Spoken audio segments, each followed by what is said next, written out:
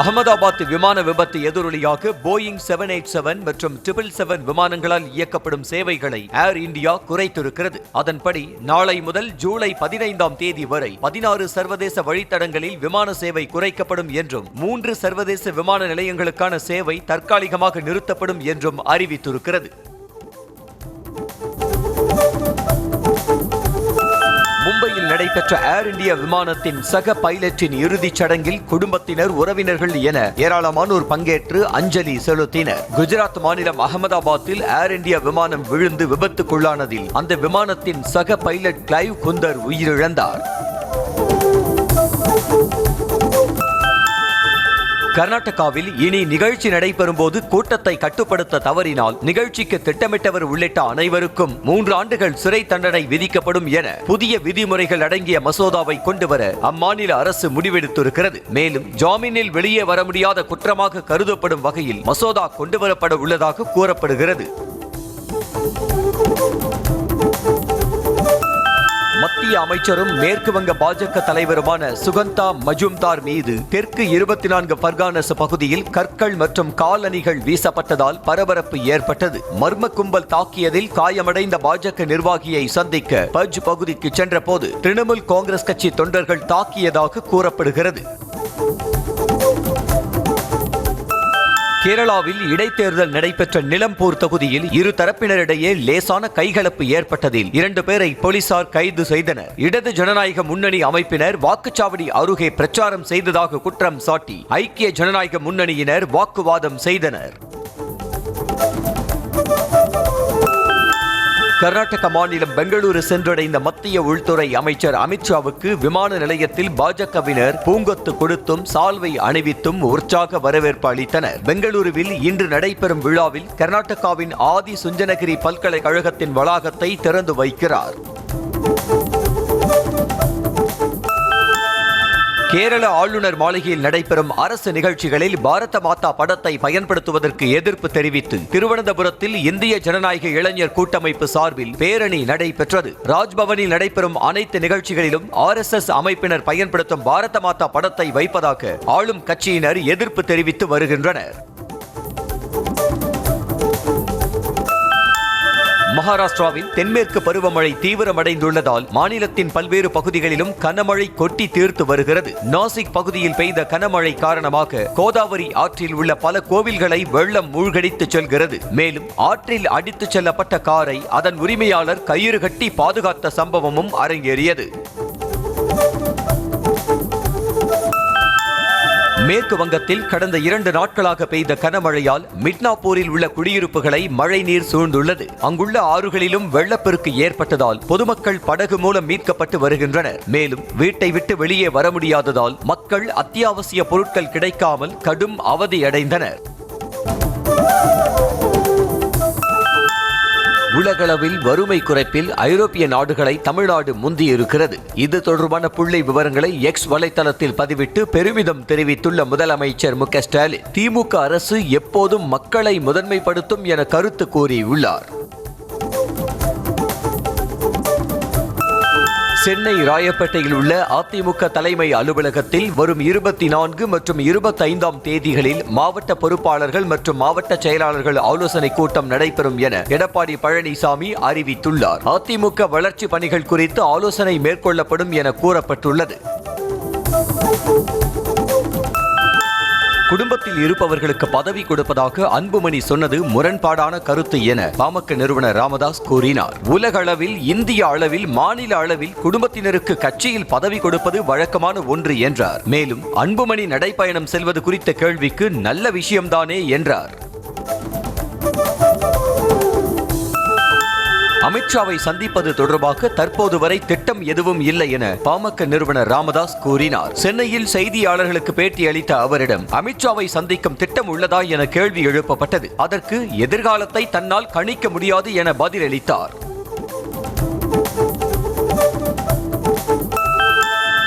பாமக எம்எல்ஏக்கள் விரைவில் குணமடைய கூட்டு பிரார்த்தனை செய்ய வேண்டும் என அக்கட்சியின் தலைவர் அன்புமணி ராமதாஸ் கேட்டுக் கொண்டார். தருமபுரியில் நடைபெற்ற அக்கட்சியின் பொதுக்குழு கூட்டத்தில் கலந்து கொண்டு பேசிய அவர், எம்எல்ஏ அருளை தொடர்ந்து ஜி.கே. மணியும் உடல்நலம் பாதிக்கப்பட்டதாக தெரிவித்தார். கரூர் அமராவதி ஆற்றில் கழிவுநீர் கலப்பதை தடுக்க கோரி கல்லூரி மாணவர் தாக்கல் செய்த பொதுநல மனு மீது பதில் மனு தாக்கல் செய்ய மாவட்ட ஆட்சியர் உள்ளிட்ட அதிகாரிகளுக்கு உயர்நீதிமன்ற மதுரை கிளை உத்தரவிட்டுள்ளது. மனுவை விசாரித்த நீதிபதிகள் கழிவுநீர் கலப்பதை எவ்வாறு அனுமதிக்கின்றீர்கள் என கேள்வி எழுப்பினர். ISIS அமைப்புக்கு ஆள் சேர்த்ததாக கூறி NIA கைது செய்த 4 பேரும் பலத்த பாதுகாப்புடன் நீதிமன்றத்தில் ஆஜர்படுத்தப்பட்டு சிறையில் அடைக்கப்பட்டனர். சென்னை பாலவாக்கத்தைச் சேர்ந்த ஷேக் தாவூத், திண்டுக்கல்லைச் சேர்ந்த ராஜா முகமது உள்ளிட்ட 4 பேரை NIA அதிகாரிகள் கைது செய்து பூந்தமல்லியில் உள்ள சிறப்பு நீதிமன்றத்தில் ஆஜர்படுத்தினர். தூத்துக்குடி மாவட்டம் திருச்செந்தூர் முருகன் கோவிலில் சமஸ்கிருதத்துடன் இணைந்து தமிழிலும் குடமுழுக்கு நடத்தப்படும் என இந்து சமய அறநிலையத்துறை அமைச்சர் சேகர் பாபு தெரிவித்துள்ளார். திருச்செந்தூரில் செய்தியாளர்களுக்கு பேட்டி அளித்த அவர் குடமுழுக்கு அன்று தமிழ் வேத மந்திரங்கள் ஒலிக்கும் என உறுதியளித்தார். கல்விக் கடன் ரத்து திட்டத்தை அமல்படுத்த உத்தரவிட கோரிய மனுவை திரும்ப பெற்றதை அடுத்து வழக்கை தள்ளுபடி செய்து சென்னை உயர்நீதிமன்றம் உத்தரவிட்டது. வழக்கு விசாரணையின் போது தேர்தல் வாக்குறுதியை அடிப்படையாக கொண்டு கல்விக் கடனை ரத்து செய்ய தமிழ்நாடு அரசுக்கு எப்படி உத்தரவு பிறப்பிக்கப்பட முடியும் என மனுதாரரிடம் நீதிபதி கேள்வி எழுப்பினார். உடைந்த கேரம் போர்டுகளை வைத்துக் கொண்டு மணமகள் மன்றம் என்ற பெயரில் மதுபான விற்பனை நடைபெறுவதாக உயர்நீதிமன்ற மதுரை கிளை வேதனை தெரிவித்திருக்கிறது. மணமகள் மன்றத்திற்கு எதன் அடிப்படையில் அனுமதி கொடுக்கப்படுகிறது என கேள்வி எழுப்பிய நீதிபதிகள் இது தொடர்பாக விருதுநகர் மாவட்ட ஆட்சியர் உள்ளிட்டோர் பதிலளிக்க வேண்டும் என உத்தரவிட்டனர். சென்னையில் தொடர்ச்சியாக குற்றச் செயல்களில் ஈடுபட்டு வந்த 20 ரவுடிகளை போலீசார் கைது செய்தனர். பல்வேறு சதி திட்டங்களை தீட்டி வந்ததாக புளியந்தோப்பு, வியாசர்பாடி உள்ளிட்ட பகுதிகளைச் சேர்ந்த அந்தோணிசாமி, மணி, சரத்குமார் உள்ளிட்ட 20 ரவுடிகளை கைது செய்த போலீசார் அவர்களிடமிருந்து பயங்கர ஆயுதங்களையும் பறிமுதல் செய்தனர். திருநெல்வேலி நெல்லையப்பர் கோயிலுக்கு சொந்தமான நிலத்தில் வணிக வளாகம் கட்டும் நடவடிக்கையில் தற்போதைய நிலையை நீடிக்க வேண்டும் என சென்னை உயர்நீதிமன்றம் உத்தரவிட்டுள்ளது. மேலும் மனுவுக்கு இந்து அறநிலையத்துறை பதிலளிக்க உத்தரவிட்டு வழக்கு விசாரணை ஜூலை 26ஆம் தேதிக்கு ஒத்திவைக்கப்பட்டது. சென்னை விமான நிலைய வணிக வளாகத்தில் இயங்கும் PVR திரையரங்கு தொடர்ந்து செயல்பட அனுமதி கோரிய விண்ணப்பத்தை பரிசீலிக்கும் வரை தற்போதைய நிலையே தொடர வேண்டும் என சென்னை உயர்நீதிமன்றம் உத்தரவிட்டுள்ளது. திரையரங்கை மூட விமான நிலையங்கள் ஆணையம் அனுப்பிய நோட்டீஸுக்கு எதிரான வழக்கில் உயர்நீதிமன்றம் உத்தரவிட்டுள்ளது.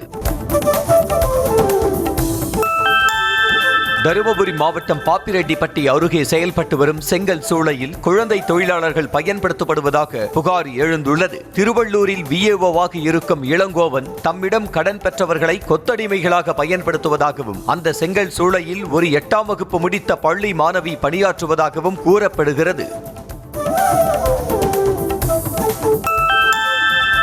வடக்காடு விவகாரத்தில் இளைஞர் ஒருவரை போலீசார் கைது செய்த நிலையில் அவரை விடுவிக்க வலியுறுத்தி அப்பகுதி மக்கள் காத்திருப்பு போராட்டத்தில் ஈடுபட்டனர். இந்த விவகாரம் தொடர்பாக நடைபெற்ற சமாதான கூட்டத்தில் இனிமேல் யாரும் கைது செய்யப்பட மாட்டார்கள் என அரசு தரப்பில் தெரிவிக்கப்பட்ட நிலையில் அமரன் என்பவரை போலீசார் கைது செய்தனர். சென்னை நுங்கம்பாக்கம் பகுதியில் கொக்கைன் போதைப் பொருள் வைத்திருந்ததாக சேலத்தைச் சேர்ந்த ஒருவரை போலீசார் கைது செய்தனர். மேலும் அவர் அளித்த தகவலின்படி மேற்கு ஆப்பிரிக்காவைச் சேர்ந்த ஜான் என்பவரை ஒசூரில் வைத்து கைது செய்த போலீசார் அவரிடமிருந்து 11 கிராம் கொக்கைனை பறிமுதல் செய்தனர். சென்னை மாதவரம் முதல் புழல் வரை கடும் போக்குவரத்து நெரிசல் காரணமாக சுமார் 5 கிலோமீட்டர் தூரத்திற்கு வாகனங்கள் அணிவகுத்து நின்றதால் வாகன ஓட்டிகள் கடும் அவதியடைந்தனர். போக்குவரத்து நெரிசலில் கனரக வாகனங்கள் சிக்கிக் கொண்டதால் அதனை சரி செய்ய நீண்ட நேரம் ஆனதாக கூறப்படுகிறது.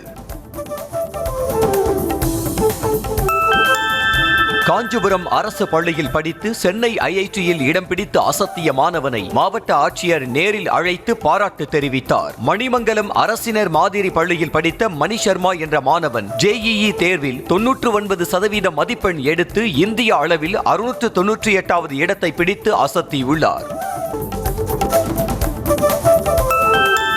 காரைக்காலில் உள்ளாட்சி ஊழியர்களுக்கு அரசே நேரடியாக ஊதியம் வழங்க வேண்டும் உள்ளிட்ட கோரிக்கைகளை வலியுறுத்தி அரசுக்கு அல்வா கொடுக்கும் நூதன போராட்டத்தில் நகராட்சி மற்றும் கொம்யூன் பஞ்சாயத்து ஊழியர்கள் ஈடுபட்டனர். தினக்கூலி ஊழியர்களை பணி நிரந்தரம் செய்ய வேண்டும், உள்ளாட்சி அமைப்புகளில் காலி பணியிடங்களை நிரப்ப வேண்டும் உள்ளிட்ட கோரிக்கைகளை வலியுறுத்தினர். சென்னை மடிப்பாக்கத்தில் திமுக வட்டச் செயலாளரின் ஆதரவாளர்கள் சாலையோர வியாபாரிகளை மிரட்டி மாமூல் கேட்டு அடாவடித்தனம் செய்யும் வீடியோ வெளியாகி அதிர்ச்சியை ஏற்படுத்தியுள்ளது. வேளச்சேரியிலிருந்து பள்ளிக்கரணை செல்லும் சாலையோர நடைபாதையில் வியாபாரிகள் சிலர் வண்டிகளில் கடை போட்டு பிழைப்பு நடத்தி வருகின்றனர். இந்த நிலையில் மடிப்பாக்கம் திமுகவை சேர்ந்த 188வது வட்டச் செயலாளர் ரஞ்சித்தின் ஆதரவாளர்கள் என கூறப்படும் அப்பு என்கிற சத்தியசீலன் அடியாட்களுடன் சென்று வியாபாரிகளை மிரட்டி பணம் கேட்டும் இங்கு கடை போட வேண்டுமென்றால் தினமும் 300 ரூபாய் கொடுக்க வேண்டும் எனவும் மிரட்டியுள்ளார். ராணிப்பேட்டை மாவட்டம் அரக்கோணம் அருகே இந்திய விமானப்படை தள பணியாளரை அடித்து கொன்றதாக 4 இளைஞர்கள் கைது செய்யப்பட்டனர். பெருமூச்சி கிராமத்தைச் சேர்ந்த 25 வயதான கௌதம் என்பவருக்கும் அவரது நண்பரான அருணின் அண்ணன் மனைவிக்கும் தகாத உறவு இருந்திருக்கிறது. இது தெரிய வரவே கௌதமை அருண் உள்ளிட்டோர் அடித்து கொலை செய்தனர்.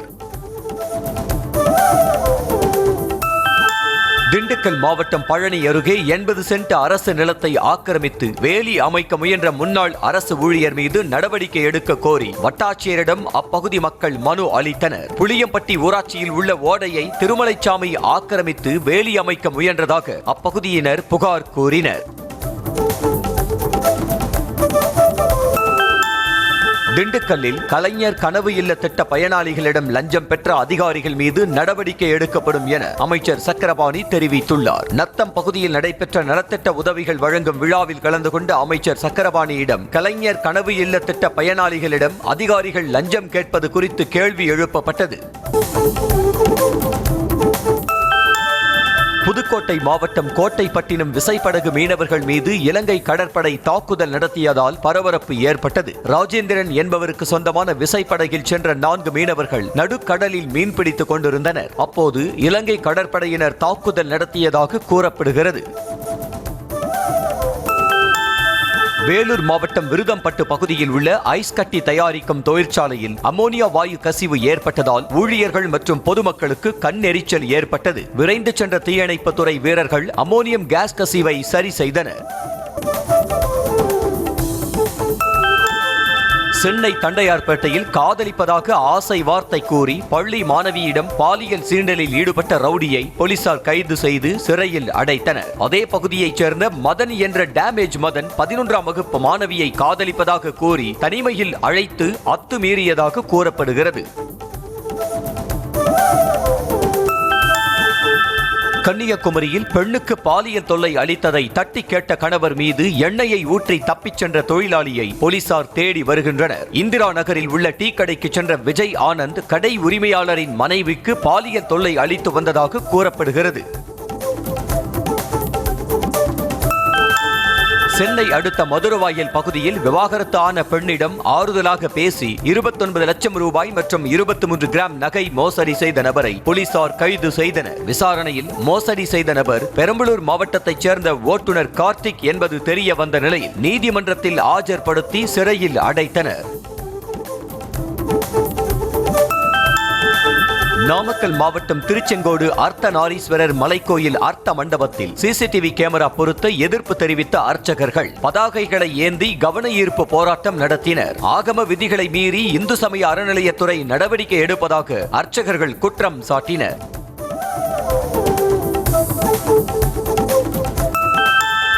தேனி மாவட்டம் கடமலைக்குண்டுவில் காவல் சார்பு ஆய்வாளரை கைது செய்ய கோரி ஆண்டிப்பட்டி டிஎஸ்பியிடம் ஓய்வு பெற்ற காவல் அதிகாரி மனு அளித்துள்ளார். சுப்புலாபுரத்தைச் சேர்ந்த ஓய்வு பெற்ற காவல்துறை அதிகாரி இடப்பிரச்சனை தொடர்பாக புகார் அளித்த போது கண்டமனூர் காவல் நிலைய சார்பு ஆய்வாளர் பிரேமானந்த் உரிய நடவடிக்கை எடுக்கவில்லை என கூறப்படுகிறது.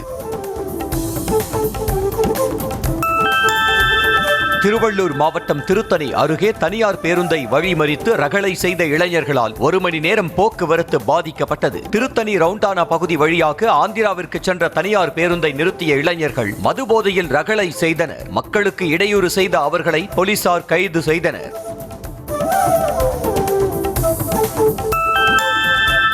சென்னை திருவான்மியூர் பெரியார் நகரில் உள்ள தமிழ்நாடு நகர்ப்புற வாழ்விட மேம்பாட்டு வாரிய குடியிருப்பில் வீட்டின் மேற்கூரை சிமெண்ட் பூச்சி பெயர்ந்து விழுந்ததால் பரபரப்பு ஏற்பட்டது. 4வது மாடியில் உள்ள 52 என்ற எண் கொண்ட வீட்டின் அறையில் மேற்கூரை சிமெண்ட் பூச்சி பெயர்ந்து விழுந்திருக்கிறது. சென்னை திருவொற்றியூர் அருகே பாதாள சாக்கடையிலிருந்து எண்ணெய் கழிவுகள் வெளியேறியதால் வாகன ஓட்டிகள் கடும் அவதியடைந்தனர். தகவலின் பேரில் சம்பவ இடத்திற்கு சென்ற போலீசார் எண்ணெய் கழிவுகள் வெளியேறிய இடங்களில் மண்ணை கொட்டி வாகன ஓட்டிகள் வழிக்கு விழாத வகையில் நடவடிக்கை எடுத்தனர். திருப்பத்தூர் மாவட்டம் வாணியம்பாடி அருகே 14 வயது சிறுமியை ஆசை வார்த்தை கூறி கடத்திச் சென்று திருமணம் செய்த நபரை போக்சோ சட்டத்தின் கீழ் போலீசார் கைது செய்தனர். நரசிங்காபுரத்தைச் சேர்ந்த அன்பரசன் என்பவர் 14 வயது பள்ளி சிறுமியை காதலிப்பதாக ஆசை வார்த்தை கூறி அவரை கடத்திச் சென்று திருமணம் செய்ததாக கூறப்படுகிறது. சென்னை அடுத்த பூந்தமல்லி அருகே வீட்டின் வெளியே கொடியில் காயப்போட்ட பள்ளி சீருடையை மர்ம நபர்கள் திருடிச் சென்ற காட்சிகள் வெளியாகின. லூர்துபுரம் பகுதியில் ஹெல்மெட் அணிந்து பைக்கில் சென்ற மர்ம நபர் பள்ளி சீருடையை திருடிச் சென்றார். இதுகுறித்து போலீசார் விசாரணை மேற்கொண்டு வருகின்றனர். கள்ளக்குறிச்சி மாவட்டம் திருக்கோவிலூரில் துணிக்கடைக்குள் திடீரென குதிரை புகுந்ததால் பரபரப்பு ஏற்பட்டது. சந்தைப்பேட்டை ஆசனூர் சாலையில் உள்ள ஆர்கே துணிக்கடைக்குள் புகுந்த குதிரை நீண்ட போராட்டத்திற்கு பிறகு வெளியேற்றப்பட்டது. இது தொடர்பான சிசிடிவி காட்சி இணையத்தில் வைரலாகி வருகிறது. கள்ளக்குறிச்சி மாவட்டம் பாவளம் கிராமத்தில் வெறிநாய் கடித்து படுகாயமடைந்த 13 பேர் மருத்துவமனையில் அனுமதிக்கப்பட்டனர். அக்கிராமத்தில் சுற்றி திரிந்த நாய் ஒன்று சாலையில் நடந்து செல்லும் குழந்தைகள் முதல் பெரியவர்கள் வரை கடித்திருக்கிறது. மேலும் வெறிநாயை கட்டுப்படுத்த அதிகாரிகள் நடவடிக்கை எடுக்க வேண்டும் எனவும் கோரிக்கை எழுந்தது. நெல்லை மாவட்டம் அம்பாசமுத்திரம் அருகே இளம்பெண் தூக்கிட்டு தற்கொலை செய்து கொண்டார். அடிக்கடி உடல்நலக் குறைபாடால் பாதிக்கப்பட்ட அருணா என்பவர் புதன்கிழமை மருத்துவமனையிலிருந்து டிஸ்சார்ஜ் ஆகியுள்ளார். இரவு வீட்டில் அனைவரும் உறங்கிய பிறகு மேற்கூரையில் இருந்த கம்பியில் தூக்கிட்டு தற்கொலை செய்து கொண்டார். திருப்பத்தூரில் விநியோகம் செய்யப்படும் குடிநீர் கழிவுநீர் கலந்து கருப்பு நிறத்தில் காட்சி அளிக்கிறது. நகராட்சி சார்பில் விநியோகம் செய்யப்படும் குடிநீரில் கழிவுநீர் கலப்பதாகவும் இதனால் துர்நாற்றம் வீசி கருப்பு நிறத்தில் இருப்பதாகவும் அப்பகுதி மக்கள் வேதனை தெரிவிக்கின்றனர். தூத்துக்குடி திருநெல்வேலி தேசிய நெடுஞ்சாலையில் உள்ள பாலத்தின் பக்கவாட்டு சுவர் இடிந்து ரயில் தண்டவாளத்தில் விழுந்ததால் பரபரப்பு ஏற்பட்டது. இதையடுத்து சிறிது நேரம் பாலத்தின் மீது போக்குவரத்து நிறுத்தப்பட்டு இரும்பு தடுப்புகள் வைத்து போலீசார் அடைத்தனர். மேலும் பாலத்தில் உடைப்பு ஏற்பட்ட பகுதிக்கு அருகே பொதுமக்களோ வாகனங்களோ செல்லாதவாறு பாதுகாப்பு பணியில் ஈடுபட்டனர். மதுரையில் பள்ளி மாணவ மாணவிகளை ஆபாசமாக புகைப்படம் எடுத்ததாக பதிவு செய்யப்பட்ட வழக்கில் 2 பேரை போலீசார் கைது செய்தனர். குளத்துப்பட்டியில் பள்ளி முடிந்து வீடு திரும்பிய 5 மாணவிகள் மற்றும் 2 மாணவர்களை வழிமறித்து மிரட்டிய பழனி மற்றும் அலெக்ஸ் பாண்டியை போலீசார் கைது செய்தனர். மேலும் ரவி என்பவர் நீதிமன்றத்தில் சரணடைந்தார். காரைக்காலில் 15 வயது சிறுமியை திருமணம் செய்வதாக ஆசை வார்த்தை கூறி பாலியல் தொல்லை கொடுத்த வழக்கில் 6 மாதங்களாக தலைமறைவாக இருந்து வந்த நபரை போக்சோ சட்டத்தின் கீழ் போலீசார் கைது செய்தனர். மஸ்தான் பள்ளி வீதியைச் சேர்ந்த வெங்கடேஸ்வர் பாலாஜி என்பவர் 15 வயது சிறுமிக்கு பாலியல் தொல்லை கொடுத்துள்ளார்.